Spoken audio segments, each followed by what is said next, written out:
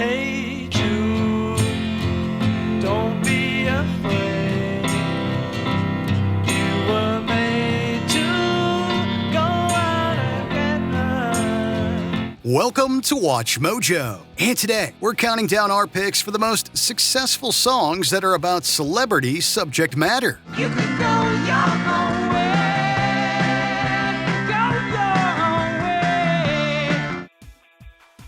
Number 30, Diamonds and Rust, Joan Baez. As a revered artist in her own right, Joan Baez was one of the guiding lights of the 1960s folk movement. Well, I'll be damned, here comes your ghost again, but that's not unusual. She's also forever intertwined with Bob Dylan's legacy. Diamonds and Rust finds the singer looking back at their relationship, taking in the complications of it all. Well, you burst on the scene, already a legend, the unwashed phenomenon. Baez weaves together intricate words about Dylan's highs and lows. With their folk sensibilities, the moving work feels like a cathartic examination of the affair. The answer, my friend, is blowing in the wind. The answer is blowing in the wind. This was partly prompted after the Blowin' in the Wind icon surprised her with a phone call. From the haunting beginning to the poetic details, the performer guides listeners through a series of heartbreaking memories. Number 29, Silver Springs, Fleetwood Mac. In many of the songs, Fleetwood Mac hashes out their interpersonal baggage. You could be my silver spring, blue-green colors flashing.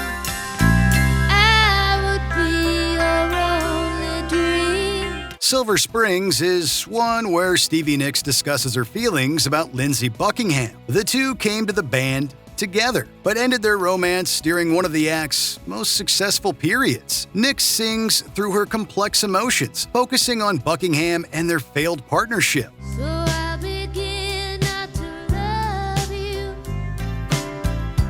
Turn around, see me running.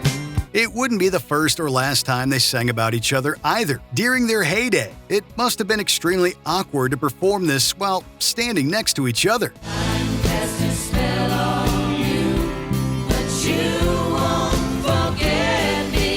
To their credit, the artists continued to work together for many years despite the internal drama. Number 28, Oh Yoko, John Lennon. Years before he released his second album, Imagine, this singer famously married artist Yoko Ono. This song goes to great lengths to immortalize the couple's relationship. It's a hopelessly romantic number, following John Lennon's thoughts about his wife. In the middle of the night.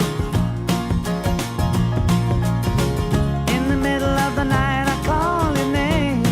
Each verse finds him wondering about his love in blissful and seemingly ordinary moments. After adding up Lennon's thoughtful words, you realize just how serious he was about Ono. Yoko, my love will turn you on.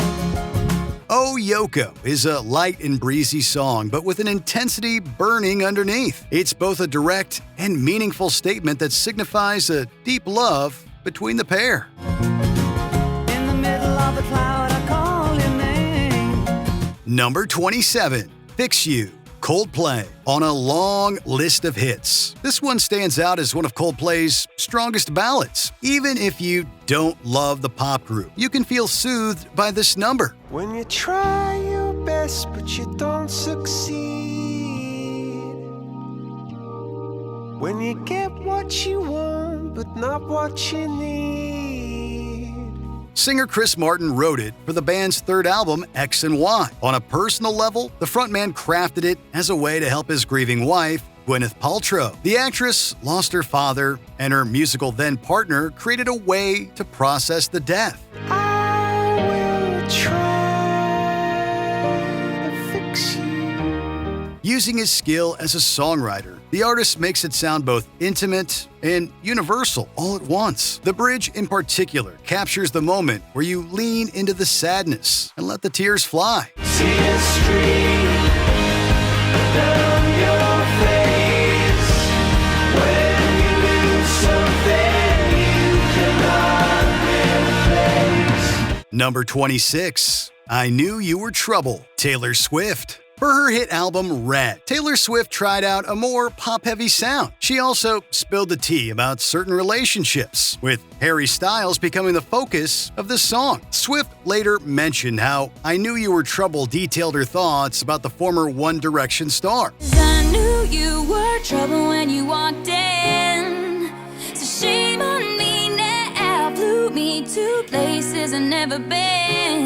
It was a bold rundown of their allegedly rocky pairing, hinting at the troubled affair in detail. You don't need your imagination after you hear the performer's lyrics and tone.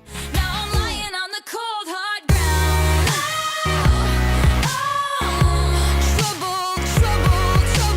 The fiery vocals aren't all directed at Styles either, with the artist taking some blame for what went down. She ultimately channels a mix of strong emotions into this mega single. And the saddest fear comes creeping in, that you never loved me or her.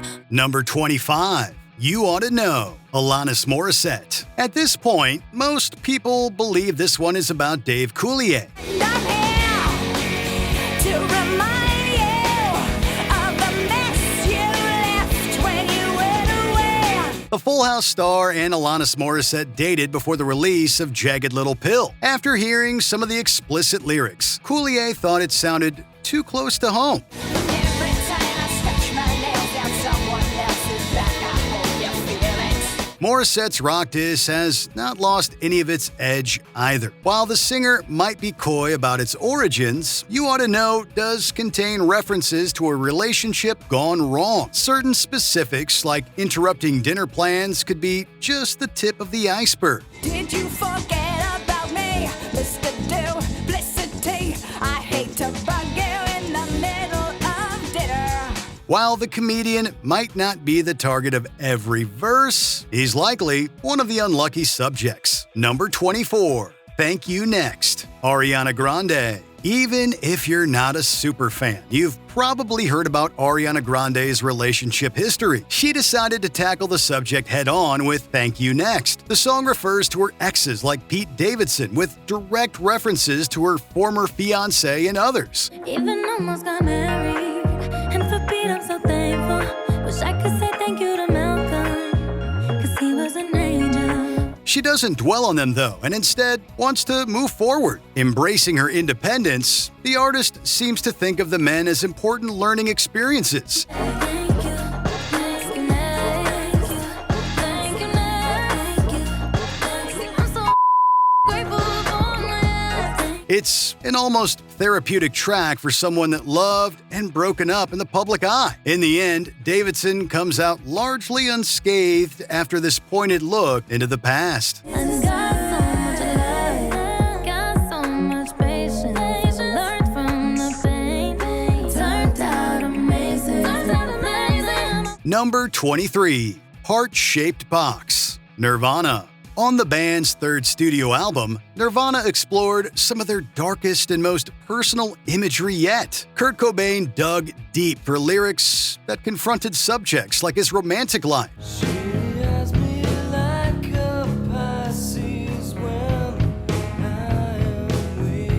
The singer's wife, Courtney Love, might be the key to Heart-Shaped Box after all. According to Love herself, the song is an intimate look into Cobain's views on her body. She's even explained in more graphic detail than that. There's a chance that the songwriter had more in mind, but it's fair to assume there's some truth there.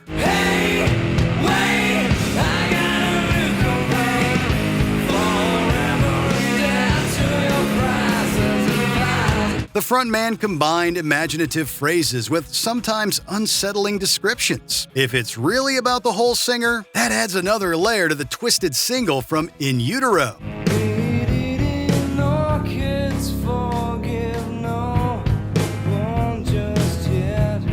Number 22. Not Like Us, Kendrick Lamar. Over the last few years, the feud between Kendrick Lamar and Drake reached new heights. They ended up trading diss tracks until Not Like Us sealed the deal. Say, Drake, I hear you like I'm young. You better not ever go to cell block 1. While the Canadian artist might not admit defeat, this single is hard to fight against. Lamar's flow flies through a catchy beat and some devastating verses. This includes one reference to a chord that may or may not be the best line. Why you trolling like a bitch? Ain't you tired? Trying to strike a chord and it's probably A minor. After both critical and commercial success, the performer provided a critique with a no-holds-barred approach. Drake's personal life gets thoroughly lambasted throughout, with allegations galore. The audience not dumb. Shape the stories how you want. Hey Drake, they're not slow. The Super Bowl halftime show only added to this hit's legacy. Without a doubt, the song's subject does not look good after this one. Number 21, I Will Always Love You, Dolly Parton. Whether you know the original or Whitney Houston's cover, this song endures through multiple decades.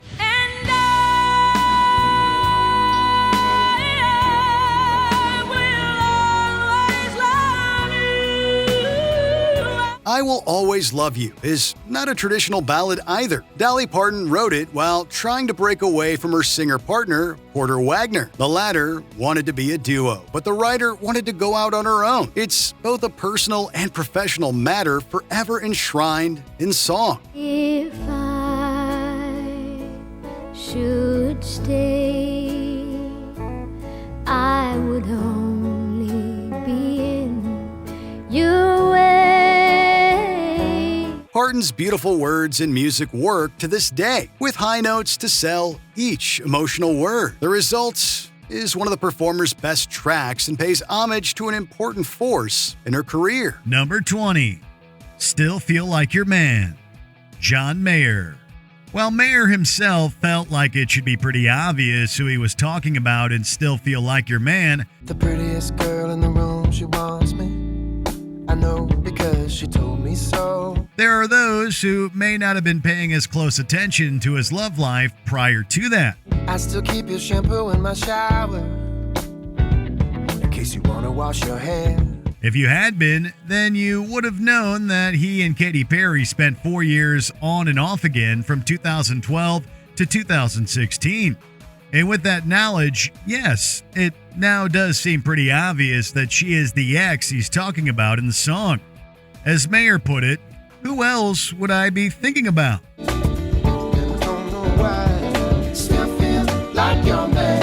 Number 19, Obsessed, Mariah Carey. Did Eminem and Mariah Carey ever date? The answer depends on who you ask. If you ask Eminem, the answer is a resounding yes. But ask Carey and you'll get a big fat no. All up in the block, say we met at the bar when I don't even know you are. The two went back and forth on this matter for years in the press and in song. Carey took on Eminem's obsession with her through her 2009 album, Memoirs of an Imperfect Angel. Just in case the lyrics aren't enough, Carey took all the guesswork out of it with the music video. You're delusional, boy, you're losing your mind. A video in which she plays two characters, herself and an obsessed gray hoodie-wearing, goateed Eminem.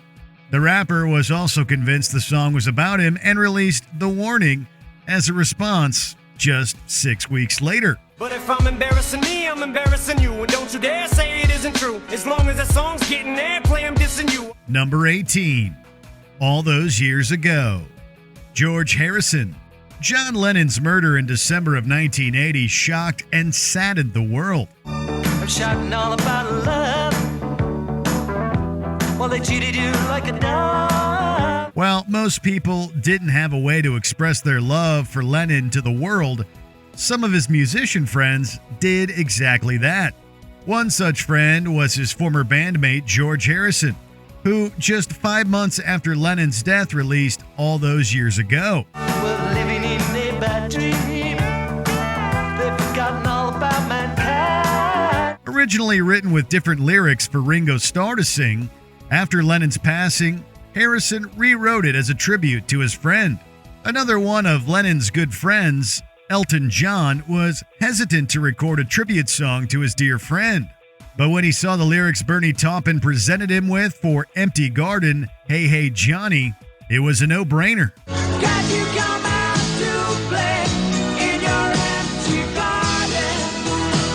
Number 17, Love Bug, Jonas Brothers. While Nick Jonas has stated in the past that the song Love Bug is about really just falling in love with somebody, that somebody appears to be Miley Cyrus. I felt so close, but you were far away.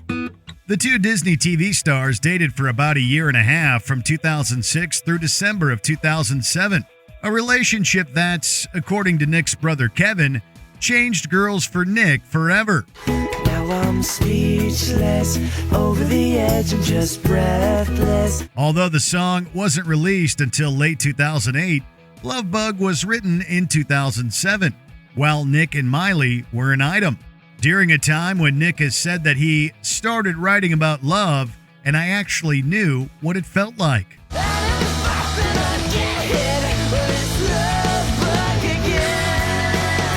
Number 16, Uptown Girl, Billy Joel. We know what you're thinking. Everyone knows this song is about Christy Brinkley.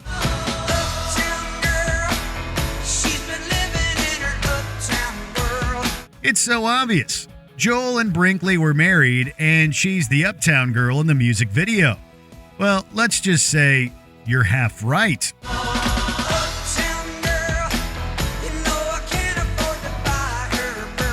The song did eventually become about Brinkley, but when Joel first wrote the track, he did so with a different supermodel in mind, Elle Macpherson. You see, prior to his marriage to supermodel Brinkley, Joel and Macpherson were an item, and it was she who was his girlfriend when he wrote the track.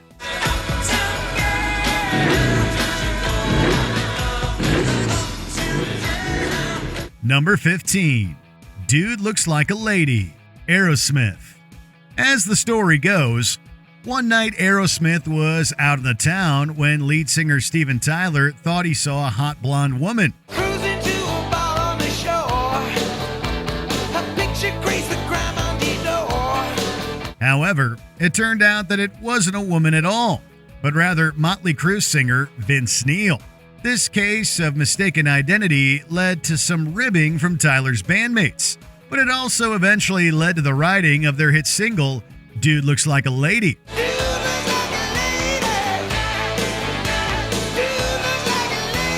Motley Crue co-founder Nikki Sixx has also confirmed the accuracy of that story and Neil being the inspiration for the song.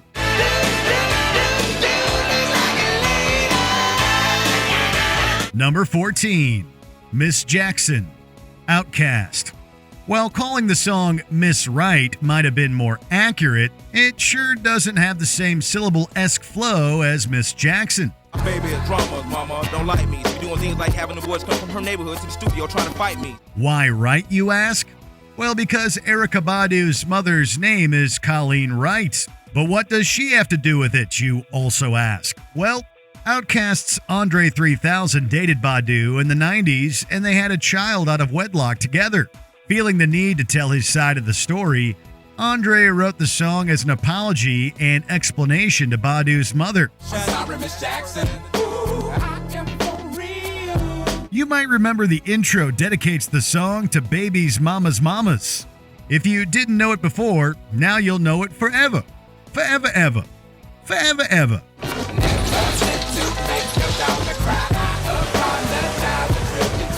Number 13, Ether, Nas.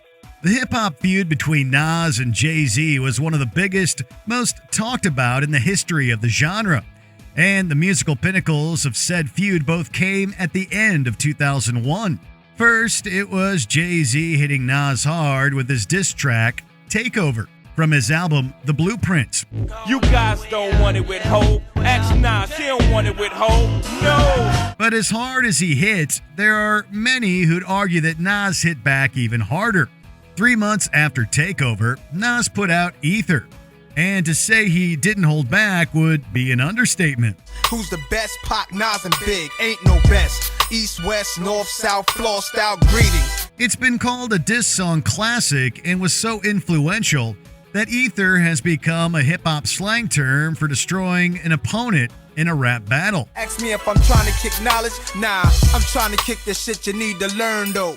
That ether, that shit that make your soul burn slow. Number 12, All of Me, John Legend. Given that Legend wrote this song while he was engaged to Chrissy Teigen, and she is also in the music video, which they filmed days before their wedding in Italy, this song better be about Teigen. What would I do without your smart mouth? Drawing me in and you kicking me out. And no surprises here, the me that is all of Legend is indeed Teigen. 'Cause all of me loves all of you. But while she initially was extremely moved and touched by Legend's musical dedication to her, she has since heard the song so much that it no longer has the same impact as it once did. And you give me all of you. Number 11, Man on the Moon, REM. No veiled references or possible misinterpretations with this one. Michael Stipe wrote this song about Andy Kaufman.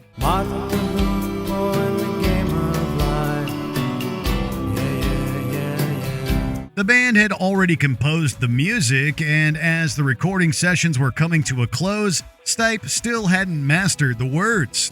However, while taking a walk around Seattle, the music playing through his Walkman headphones, everything finally came together. Andy, did you hear about this one?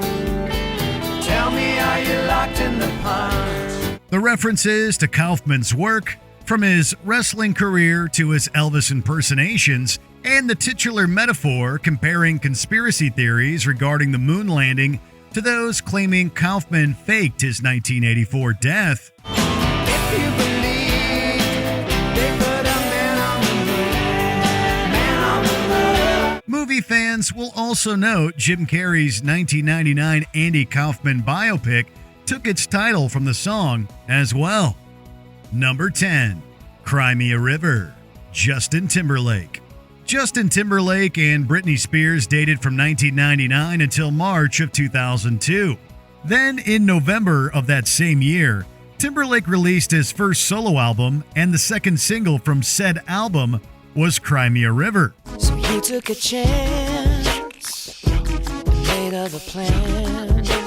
The song, about a guy who moves on after having his heart broken, was widely assumed to be about his recent breakup with Spears. Although he might have tried to deny it at the time, no one was buying it. Told me you love me, why did you leave me all alone? Especially after the music video came out featuring a Spears lookalike, as well as Easter egg references to his ex's iconic newsboy hat and her tattoo.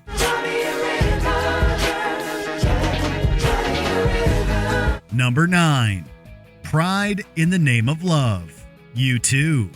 There is a world where we are all talking about this song as being about President Ronald Reagan and his pride in his country's military might. One man come in the name of love. But we don't live in that world because a couple of books about civil rights leaders Martin Luther King Jr. and Malcolm X focused Bono's attention on the two sides of the movement. This led to King being the focus of U2's 1984 hit, Pride in the Name of Love. Shut rings out in the Memphis sky. While Bono has since talked about his dissatisfaction with the all too simplistic lyrics, the song is one of the band's biggest hits and made the Rock and Roll Hall of Fame's list of 500 songs that shaped rock and roll.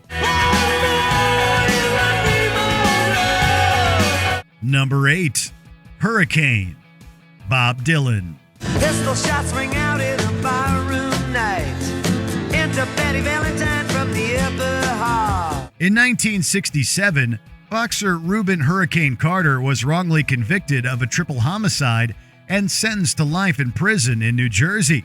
While behind bars, Carter wrote an autobiography called The 16th Round. It was this book that inspired Bob Dylan to write his protest song about Carter and his wrongful imprisonment. Here's the story of the hurricane, the man the authorities gave to blame. The song was a hit and brought Carter's story to the attention of a wider audience and led to a growing movement of support and calls for his release. While Carter did get a new trial in 1976, he was once again convicted. It wasn't until 1985 that he was finally let out after being granted a writ of habeas corpus. Put in a prison cell, but one time he could have been the champion of the world. Number 7. You're So Vain, Carly Simon. In case you were thinking that the song was about you, it isn't. Your hat strategically dipped below one eye. Well, unless you're Warren Beatty, and possibly 2 other men. The subject of Simon's number 1 hit song has been a much talked about mystery ever since its release in 1972. You had me several years ago. For years, Simon remained very coy about the whole thing, refusing to name names and then slowly only giving out letters from their name. Then in 2015, she finally confirmed that Warren Beatty was the subject of the song's second verse. Although in wonderfully coy Carly fashion, she also said, now that doesn't mean that the other 2 verses aren't also about Warren. It just means the second one is.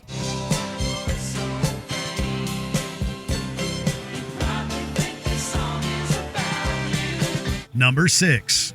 Shine On You Crazy Diamond, Pink Floyd. Remember when you were young? While he may not be a household name, to Pink Floyd fans, Syd Barrett is a key figure in music history. For those who don't know, Barrett was one of the co-founders of the band, the lead singer and primary songwriter for about the first 3 years of Pink Floyd's existence. However, due to his use of psychedelic drugs and deteriorating mental health, Barrett was dismissed from the group in 1968.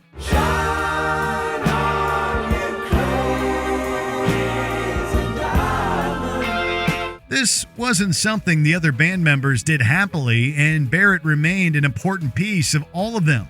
So much so that in 1975, they created Shine On You Crazy Diamond, a 25-minute, 9-part track on their Wish You Were Here album, as a tribute to their friend. Come on, you painter, you piper, you person and shine. Number 5. Go Your Own Way, Fleetwood Mac. Imagine singing backup vocals on a song written by your pained ex-boyfriend about your breakup. If I could, baby, I'd give you my world. Nope, we can't imagine it either. But that's exactly what Stevie Nicks had to do on Go Your Own Way. The song, written by Lindsey Buckingham, was the first single off the now iconic album Rumors. You can go your own way. Go your own way. As Buckingham explained, I was completely devastated when she took off. There was a lot of pent-up frustration and anger towards Stevie and me for many years. Frustrations that all came out in this admittedly very catchy song. Number 4. Hey Jude, The Beatles. Hey Jude, don't make it bad. Had Paul McCartney stuck with the track's original title, it would probably be more well known who this song is talking to. In 1968, John Lennon and his first wife Cynthia separated over Lennon's love affair with Yoko Ono. Take a sad song and make it better. McCartney, quote, always feels sorry for kids in divorces, and wrote this song as words of comfort to Lennon's then 5-year-old son, Julian. When he first wrote the song, McCartney was singing Hey Jules, but he would eventually switch it to Jude because he thought that sounded a bit better. Hey Number 3, Candle in the Wind, Elton John. Goodbye, Norma Jean. No, I never knew you at all. There are going to be some people who are expecting us to talk about how this song was written in honor and remembrance of Princess Diana. However, that version of the song, known as Candle in the Wind 1997, was a rewritten version of Elton John's original Candle in the Wind from 1974. And it seems to me you lived your life like a candle in the wind. That song is an ode and tribute to another iconic woman, Marilyn Monroe. Lyricist Bernie Taupin has said that while it is about Monroe, it could have been about anyone who died young and sort of became this iconic picture. It's a beauty frozen in time. A sentiment that decades later obviously connected perfectly to the passing of Lady Di. Candle burned out long before legend ever did. Number 2, Layla, Derek and the Dominos. What'll you do when you get lonely? Nobody's waiting by your side. The Derek and the Dominos song Layla was partially inspired by a 7th century Persian love story, a story that spoke rather strongly to Eric Clapton and the position he found himself in at the time.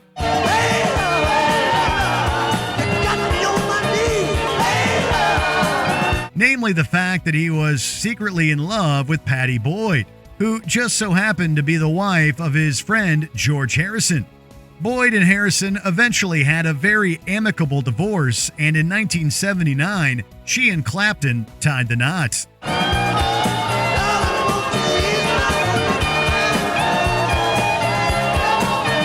Although they were dating, Clapton wrote another song for Boyd, Wonderful Tonight. I say, my darling, you are wonderful tonight. Before we continue, be sure to subscribe to our channel and ring the bell to get notified about our latest videos. You have the option to be notified for occasional videos or all of them. If you're on your phone, make sure you go into your settings and switch on notifications. Number 1, American Pie, Don McLean. A long, long time ago, I can still remember. You might have heard about the 1959 plane crash that took the lives of rock stars Buddy Holly, Ritchie Valens, and the Big Bopper J.P. Richardson, referred to as the day the music died. Well, it became known as such because that is how Don McLean poetically referred to it in his 1971 song, American Pie. So bye-bye, Miss American Pie. As for the rest of the song, it is a general impressionistic allusion to the changes that took place throughout the tumultuous 1960s, but began on that fateful day in 1959.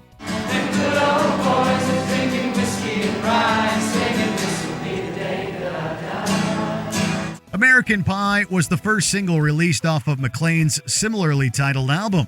The second single, Vincent, a song McLean wrote in tribute to Vincent van Gogh. They would not listen, they're not listening still. Did we forget another hit song with a well-known subject? Let us know in the comments below.